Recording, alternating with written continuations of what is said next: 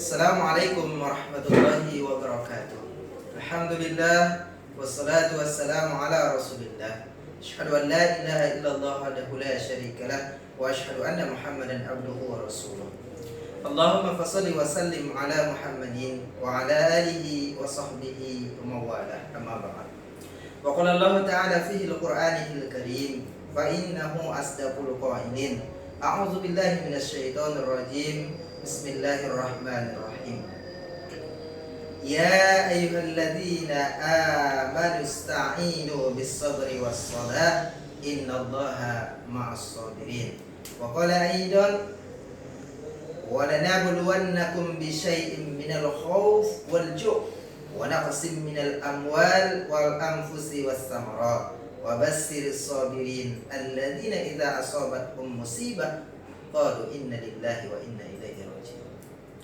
Saudaraku, pemirsa yang insyaallah kita sama-sama dimuliakan oleh Allah Subhanahu wa taala. Hari ini sudah tidak asing lagi bagi kita, yang mana kita hari ini didatangkan oleh yang sebuah yang namanya wabah atau virus. Kita kenal dengan virus corona atau COVID-19 ini. Kalau kita lihat bahwa virus ini adalah makhluk Allah yang tentunya atas kuasa dan kehendak Allah. Bagaimana sikap kita dalam merespon ujian yang datang dari Allah ini? Inilah yang akan kita bahas dalam kesempatan kali ini. Sebagaimana yang Allah jelaskan dalam firman-Nya, ya ayyuhalladzina amanu ista'inu bis-sabri was-shalah. Hai orang-orang yang beriman, jadikanlah sabar dan salat sebagai penolong. Kenapa?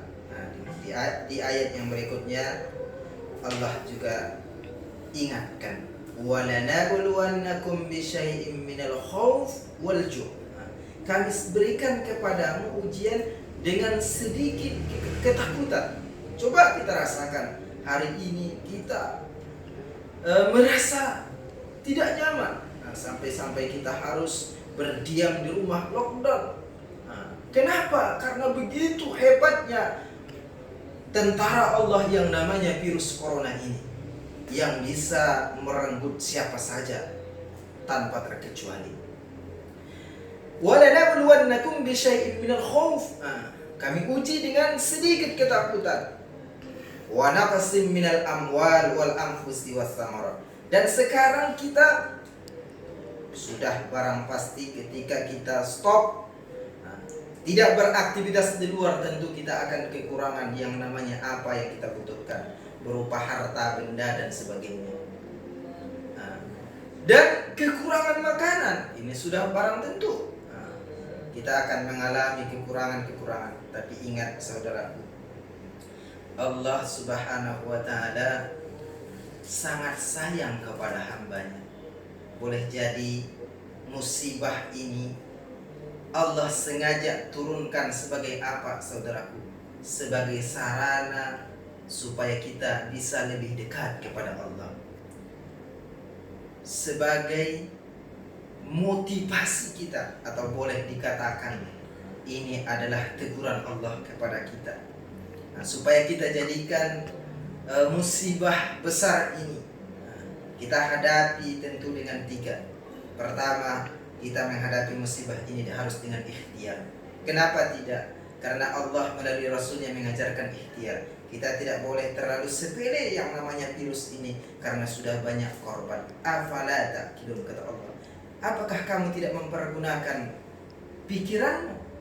Jangan sampai kita menganggap sepele sehingga mengabaikan ikhtiar. Oleh karena itu, kita harus menjaga, mewaspadai, jangan sampai yang namanya virus ini bisa terjangkit kepada kita, keluarga kita, orang yang kita cintai. Maka maksimalkan ikhtiar. Kemudian yang kedua adalah doa. Kenapa harus doa? Karena doa ibadah. Selain daripada doa itu adalah permohonan kita kepada Allah, bahwa doa adalah ibadah. Kita harus berdoa supaya Allah berikan kekuatan, kesabaran kepada kita, karena ini adalah ujian yang besar, yang ini juga sudah Allah berikan kepada umat-umat terdahulu. Namun ada yang berhasil melewati ujian itu, ada yang gagal. Kemudian yang terakhir, yang ketiga, baru kita tawakal. Setelah doa, setelah ikhtiar, usaha, baru yang terakhir dengan tawakal. Allah berfirman, fa iza azamta fatawakkal 'ala Allah. Kapan kita bertawakal? Ketika usaha ikhtiar kita sudah maksimal, baru kita berserah diri kepada Allah.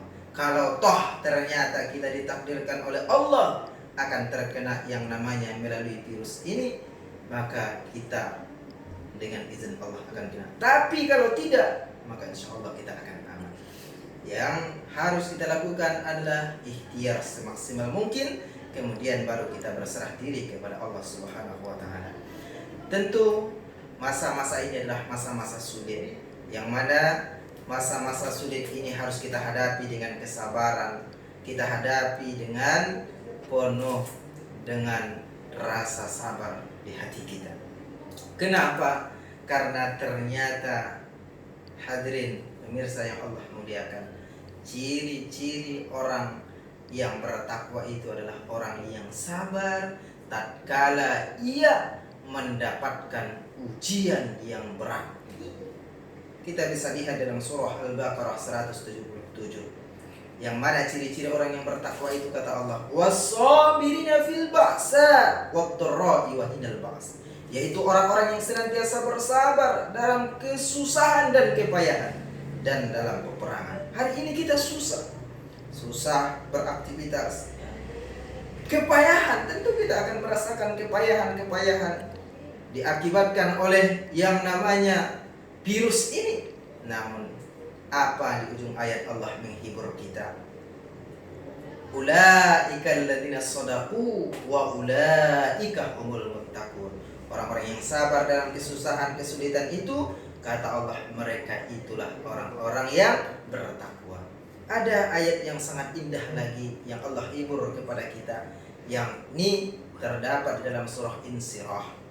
Fa inna ma'al usri yusra, inna ma'al usri yusra. Sesungguhnya di balik kesulitan itu ada kemudahan.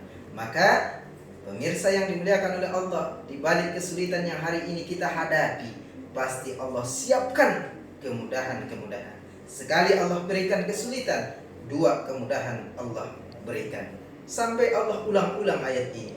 Fa inna ma'al usri yusra, inna ma'al usri yusra. Di balik kesulitan itu ada kemudahan. Sesungguhnya di balik kesulitan itu ada kemudahan. Saudaraku yang dimuliakan oleh Allah, selalu optimis, selalu percaya diri, dan ingat, kita harus senantiasa berusaha maksimal untuk menjaga diri kita jangan sampai terkena yang namanya virus ini, dan pastikan diri kita juga tidak menjadi bahagian dari yang menyebarkan virus. Mudah-mudahan kita diberikan oleh Allah Subhanahu wa Ta'ala kekuatan, dan kita senantiasa dijaga oleh Allah dari yang namanya virus malapetaka ini, ujian ini, sebagaimana sabda Nabi, ketika kita mendapatkan yang namanya wabah, maka kita berlindung dengan nama Allah.